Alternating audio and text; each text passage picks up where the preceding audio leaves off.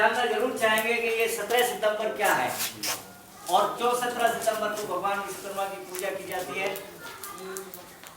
भगवान विश्वकर्मा जी अखिल सृष्टि के कर्ता, पालन करता और 14 भुवनों के निर्माण करता है। जितने भी इस दुनिया में निर्माण हुए हैं सर, सुई से लेकर के तो सर हवाई जहाज, यंत्र, यान, जितने भी हम देखते हैं सब भगवान विश्वकर्मा जी के बनाए हुए हैं। पुराने जमाने में, पौराणिक काल में, चाहे वो लंकापुरी का निर्माण हो, चाहे द्वारकापुरी का निर्माण हो, चाहे इंद्रप्रस्थ का निर्माण हो, साकेत का निर्माण हो, सब भगवान विश्वकर्मा जी ने उस समय के विभिन्न देवताओं की प्रार्थना के आधार पर बनाए थे। जहाँ जिस देवता को जैसी आवश्यकता हुई, उन्होंने विश्वकर्मा जी से अनुरोध किया और उन्होंने उन्हें शस्त्र, यंत्र, यान, भवन सब बना करके दिए। भगवान विश्वकर्मा जी को इसीलिए देव शिल्पी कहा जाता है। आज 17 सितंबर की जहाँ तक बात है, आज 17 सितंबर का भगवान विश्वकर्मा जी का पूजा दिवस इसलिए, देखिए कई लोगों को एक गलतफहमी हो सकती है कि आज भगवान विश्वकर्मा की जयंती है। बहुत से लोग इसे प्राकट्य दिवस भी कहते हैं, बहुत से लोग जयंती भी कह देते हैं, लेकिन आज जयंती नहीं है, ये ना प्रकट दिवस है।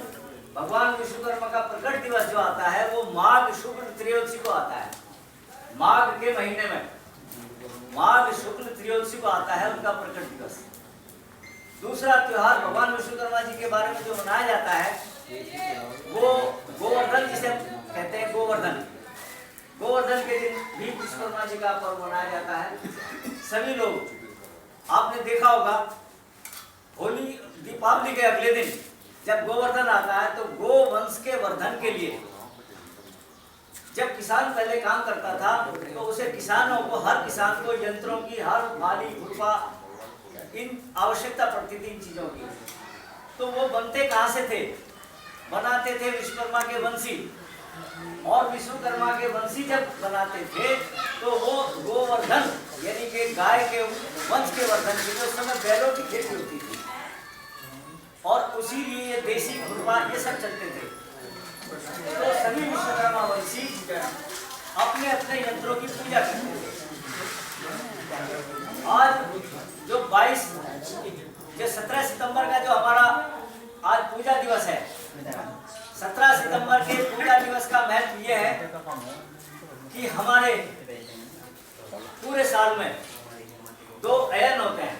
एक दक्षिणायन कहलाता है और एक उत्तरायण। उत्तरायण में जो सूर्य देव जो है वो हमेशा उत्तरी दिशा की तरफ को रहते हैं और दक्षिण दिशा में सूर्य देवता दक्षिण दिशा की ओर रहते हैं। यानी कि आज से जो सूर्य देवता उदय होंगे वो जो है दक्षिण दिशा की तरफ को झुकते हुए रहेंगे और दक्षिण दिशा में ही चलते हुए पश्चिम की तरफ को अस्त होंगे। इसलिए इस काल को दक्षिणायन काल कहा जाता है और दक्षिणायन काल उत्तरायण काल के मुकाबले में कम फलदायी माना जाता है। इसीलिए आपने सुना होगा कि भीष्म पितामह ने अपने प्राण जो है दक्षिणायन में त्यागने को मना कर दिया था। जब उत्तरायण काल आया 14 जनवरी मकर संक्रांति के दिन, उसके बाद भीष्म पितामह ने अपने प्राण त्यागे। तो ये जो काल है ये दक्षिणायन काल कहलाता है, आज से प्रारंभ हो चुका है।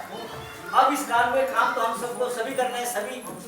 तो उस काल के निमित्त, उस काल में काम करने के लिए वासुदेव जो कि विश्वकर्मा जी के पुत्र हैं, विश्वकर्मा जी की पूजा की जाती है। आज हम पूजा करके और अपने सभी दोषों का अंत करते हैं और आज से हम अपने कार्य प्रारंभ कर देते हैं। क्योंकि वर्षा काल का आखिरी दिन है, वर्षा काल के आखिरी दिन, आज के बाद वर्षा काल समाप्त माना जाता है और आज के बाद जो है जो किसानों के धान की फसल पक जाती है उसे लाता है और अगली फसल की तैयारी के लिए, अगली फसल की तैयारी के लिए किसान जो है अपने खेतों में चलना शुरू कर देते हैं। उन्हें यंत्र की आवश्यकता पड़ती है। यंत्र हम आज के दिन अपने यंत्रों की पूजा करके अपना कार्य प्रारंभ कर देते हैं ताकि किसान के फसल के लिए हम उनसे औजार उपलब्ध करा सकें। तो ये 17 सितंबर का महत्व है और इसे पूरी दुनिया ने माना। जिस दिन आज से 17 सितंबर सन 1913 में जब हावड़ा ब्रिज का उद्घाटन हुआ तो वो आज ही के दिन से प्रारंभ हुआ था, 17 सितंबर 1913 को। और इसी वजह से पूरी दुनिया अंग्रेजी तिथि के आधार पर 17 सितंबर को पूरी दुनिया मनाती है। क्या रूस हो, क्या जर्मनी हो, क्या जो है जितने भी पश्चिम के देश हैं, 17 सितंबर को सारे भगवान विश्वकर्मा की पूजा करते हैं। और आज से चाहे जर्मनी हो, जितने भी ये हमारे वैज्ञानिक देश हैं और जिन्होंने भी तरक्की की है, वो भगवान विश्वकर्मा जी के बताए हुए और उन्हीं के अथर्ववेद हो, चाहे शिल्प शास्त्र हो, उन्हीं के आधार पर उन्होंने खोजें करी। जो न्यूटन हुआ है, महान जर्मन वैज्ञानिक न्यूटन, जिसके नाम पर 500 खोजे पेटेंट हैं, उन्होंने वे खोजे कहाँ से की? उन्होंने वो खोजे अथर्ववेद और शिल्प शास्त्र से निकाले। जो लोग आर्य समाजी में जानते होंगे कि महर्षि दयानंद जी वेद कहाँ से लाए थे? जर्मन से लाए थे। जब यहाँ पर आक्रमण हुए तो हमारे वेद शास्त्रों को यहाँ से विलुप्त कर दिया गया। कुछ तो मुस्लिम शासन में हुए और कुछ बाद में जो वेद शास्त्र बचे उन्हें जर्मन अपने यहाँ ले गया। और महान वैज्ञानिक न्यूटन ने उसके आधार पर खोज करके 500 खोजे की। महर्षि दयानंद जी ने इस बात को समझा और वे वेद वहां से वापस से संभाल लाए। तो ये जो है, हम भगवान विश्वकर्मा का ऋण जो है, कोई भी व्यक्ति जब से पैदा होता है और जब आखिरी संस्कार उसका होता है, भगवान विश्वकर्मा के बनाए हुए यंत्रों के माध्यम से होता है और सब उसी के माध्यम से होता है। भगवान विश्वकर्मा की महिमा मैं 4 दिन तक गाता रहूं, 4 साल तक गाता रहूं, जब भी मैं बता नहीं सकता, इतनी इनकी महिमा है। तो संक्षेप में मैंने बताने का प्रयास किया है। आपका बहुत बहुत धन्यवाद। आप यहाँ पधारे। इसी वजह से हमारे बीच में ऐसे ज्ञानपूर्ण हस्तियां मेरठ साहिब में हैं, कम से कम हमें पता तो चले विश्वकर्मा कौन थे। तो एसपी सिंह जी, आप तो ठहरे ज्ञान के सागर।